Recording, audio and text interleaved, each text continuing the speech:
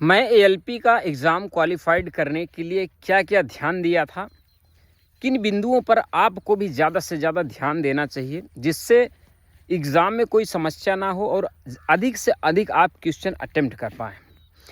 देखिए, सबसे पहले आपको क्या करना है, मन को शांत रखना है। पहले बिंदु में तो मैं यही रखना चाहूँगा कि आप एग्ज़ाम देने से पहले अपने मन को शांत रखिए। कई बार क्या होता है, हड़बड़ाहट ज़्यादा हो जाती है, तो क्वेश्चन जो आते रहते हैं वो भी आप सही से हल नहीं कर पाते हैं। तो मन को शांत रखने के लिए आप जिनकी भी पूजा अर्चना करते हों, आप उनका नाम ले सकते हैं या फिर मेडिटेशन वगैरह कर सकते हैं, जो आपको बेटर लगता है। और दूसरे नंबर पर परीक्षा के दिन कुछ भी पढ़ने की कोशिश ना करें। दूसरे बिंदु पर मैं इसको रखना चाहूँगा, क्योंकि परीक्षा के दिन लोग हड़बड़ाहट में पढ़ने की कोशिश करते हैं, बहुत ज़्यादा कवर करने के चक्कर में जो पुराना क्वेश्चन उनको याद रहता है वो भी भूलने लगते हैं।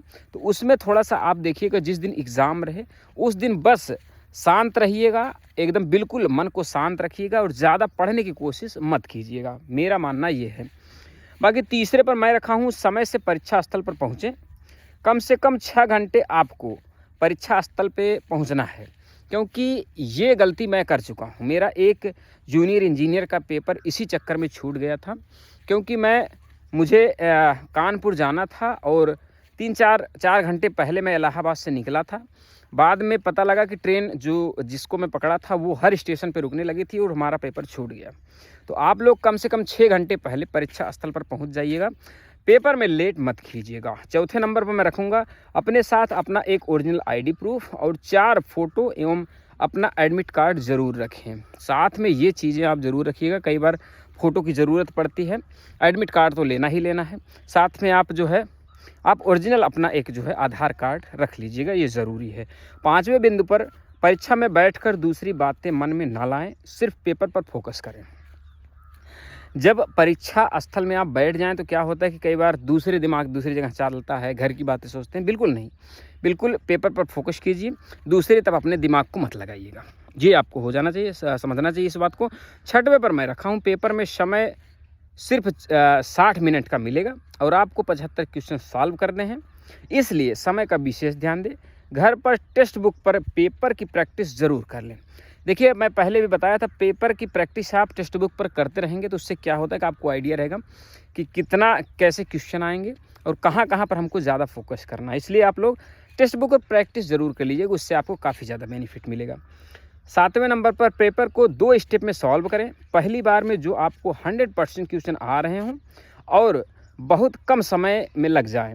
दूसरे स्टेप में जो थोड़ा बड़े सवाल हैं उन्हें, साथ ही जिसमें थोड़ा सा डाउट हो आपको, उसे हल करने का प्रयास करेंगे।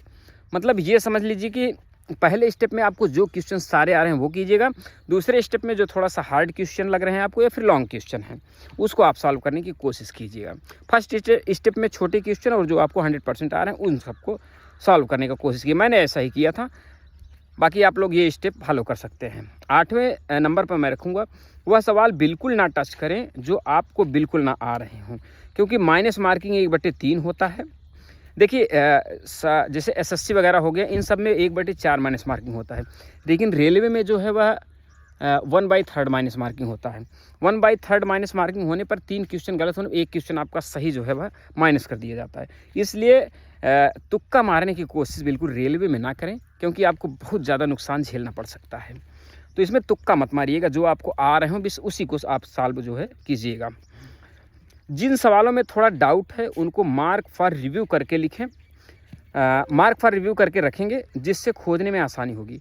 देखिए, एक ऑप्शन आता है मार्क फॉर रिव्यू, उसको आप करके रखेंगे तो जैसे आपको लग रहा है कि नेक्स्ट टाइम इसको हम चेक करेंगे, तो उसको मार्क फॉर रिव्यू करके रखेंगे तो आसानी से आपको खोजने में दिक्कत नहीं होगी कौन सा क्वेश्चन में मार्क किया था। तो ये करके ज़रूर करिएगा। 10वें नंबर पर, किसी के बहकावे में ना आए कि मेरिट हाई जाएगी या लो जाएगी। आपको जो सवाल आए उससे ही टच करें, क्योंकि ज़बरदस्ती अधिक सवाल करने के चक्कर में माइनस हो जाते हैं और नंबर कम हो जाते हैं। हाँ, ये बात बिल्कुल ध्यान दीजिएगा। क्या होता है, कई वो लोग कहते हैं कि नंबर कम से कम 60 नंबर लाएंगे तभी होगा, 75 में 60 नंबर लाएंगे 50 नंबर। ऐसा बिल्कुल मत सोचिएगा, क्योंकि जो सवाल आपको नहीं आ रहे हैं हो सकता है आपके साथ के भी ना आ रहे हों। क्योंकि जब पेपर हार्ड बनता है तो कम मेरिट पर ही सिलेक्शन हो जाता है। इसलिए जो आपको क्वेश्चन आ रहे हैं उसी को कीजिएगा, कोई कुछ भी कहे कितना मेरिट जाएगी, क्योंकि मेरे साथ भी ऐसा ही हुआ था।